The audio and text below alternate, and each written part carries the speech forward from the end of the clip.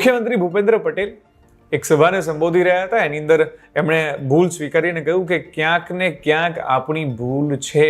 સૌથી પહેલી પ્રાયોરિટી માણસનો જીવ હોવો જોઈએ. અધિકારી હોય કે પદાધિકારી, બધા કોઈની સાથે આનું સમાધાન ન થવું જોઈએ, દરેકની ન્યાય મળવો જોઈએ. આ શબ્દો છે ગુજરાતના મુખ્યમંત્રી મૃદુ અને મક્કમ કહેવાતા ભૂપેન્દ્ર પટેલના. પરંતુ એક દુઃખદ વાત એ પણ છે કે આવી વાત કરતા દાદા જ્યારે આવી વાત ખુલ્લા મંચ ઉપર કરે છે ત્યારે જનતા તરીકે બધાને સારું લાગે છે કે ચલો મુખ્યમંત્રીએ કંઈક તો વાત કરી, કંઈક તો સ્વીકાર્યું. પણ રિયાલિટી શું છે? રિયાલિટી એ છે કે મુખ્યમંત્રી ભૂપેન્દ્ર પટેલના કાર્યકાળ દરમિયાન મોરબીની અંદર 133 લોકોએ પોતાના જીવ ગુમાવ્યા. હરણીની અંદર કેટલાય બાળકોએ પોતાના જીવ ગુમાવ્યા. પાલનપુરની અંદર એક ભ્રષ્ટાચારી કોન્ટ્રાક્ટરના લીધે થઈને બ્રિજ પડ્યો, એના નીચે આવીને લોકોના જીવ ગયા. રાજકોટની અંદર આ ઘટના થઈ.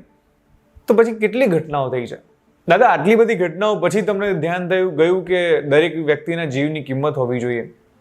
કારણ કે એક ઘટના થાય, બે ઘટના થાય, ત્રણ, માણસને ત્રણ ભૂલો તો બહુ થઈ ગઈ ને, ત્રણ પછી તો સરકારે સાવધ થવું જોઈએ ને કે આવી ઘટનાઓ ન થવી જોઈએ. આપણે બધાને ખબર છે કે શરૂઆતના દિવસોમાં અર્લી 2000 ની અંદર વાત કરી તો એ વખતે રમખાણો થતા, કર્ફ્યુ લાગતા, પરંતુ સરકાર સાવધ બની અને સરકારે પગલાં લીધા. પરિણામે આજે રમખાણો નથી થઈ રહ્યા, આજે કર્ફ્યુ નથી લાગતા. કેમ?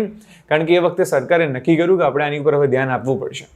સરકારે નક્કી કર્યું કે હવે આપણે ગુંડા તત્વોને ડામવા પડશે, એટલા માટે તેને ડામ્યા. તો જે ભ્રષ્ટાચાર અંદર ફેલાયો છે એની માટે શું કરીશું? કારણ કે જ્યાં જાઓ ત્યાં કોઈ દિવસ પીઆઈ પકડાય છે, કોઈ દિવસ નાનો અધિકારી. હમણાં સમાચાર આવે તે કંડક્ટર લાંચ લેતા પકડાયો, એના સબઓર્ડિનેટેડ વર્કરને રજા આપવા બાબતે લાંચ માંગતો હતો અને એ લાંચ લેતા પકડાયો છે.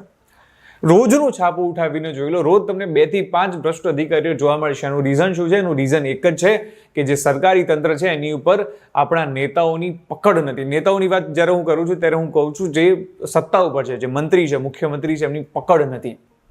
નહીં તો લોકોને કેમ એવો ડર ન હોય કે જો હું ભ્રષ્ટાચાર કરતા પકડાઈશ તો દાદા જુએ છે, મૃદુ અને મક્કમ છે, એમને ક્યાંય ના નહીં રહેવા દે.